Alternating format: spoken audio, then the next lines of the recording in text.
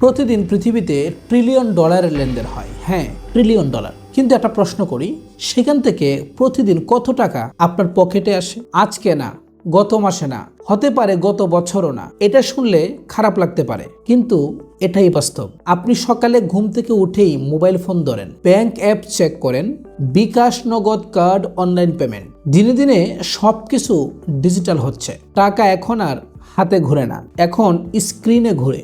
কিন্তু এক অদ্ভুত বিষয় কি জানেন? এই পুরো সিস্টেমে আপনি আছেন, কিন্তু লাভের জায়গায় আপনার নামটি নেই।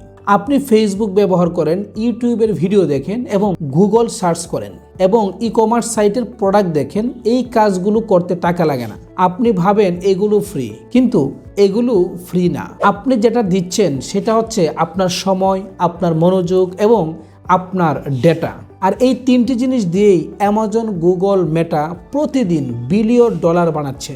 আপনি হয়তো ভাবছেন ওরা বড় কোম্পানি, আমি সাধারণ মানুষ। ঠিক আছে, আমি সেটাই বলছি। আপনি সাধারণ মানুষ বলেই এই প্রশ্নটা আরো জরুরি।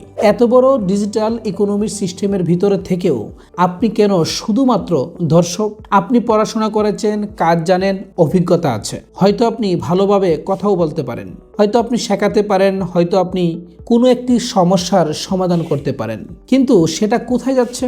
সেটা আপনার মাথার ভিতরেই আটকে আছে।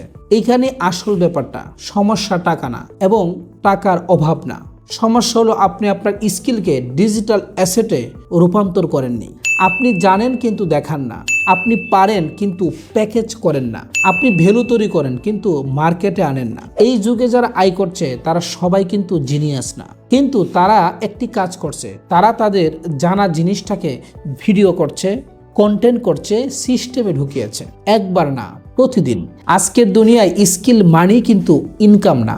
স্কিলকে যদি দেখা না যায়, বোঝা না যায়, ব্যবহার করা না যায়, তাহলে সেটা ইনকাম না, সেটা হচ্ছে শখ। স্কিল মনিটাইজেশন এই যুগে সবচাইতে পাওয়ারফুল বিষয়। আপনি যা জানেন সেটাকেই ডিজিটাল ফরম্যাটে এনে মানুষের সমস্যার সমাধান করাই এই যুগের মেইন কাজ। আমি একটা জিনিস বিশ্বাস করি, ভবিষ্যতে গরিব থাকবে তারা না যাদের টাকা নাই, বরং গরিব থাকবে তারা যাদের স্কিলকে ব্যবহার করতে শিখেনি। আপনি যদি চান আগামী 5 বছর শুধুমাত্র ইউজার হয়ে না থাকতে, বরং ভ্যালু ক্রিয়েটর হতে, এই চ্যানেলে আমি সেটা নিয়ে কথা বলি।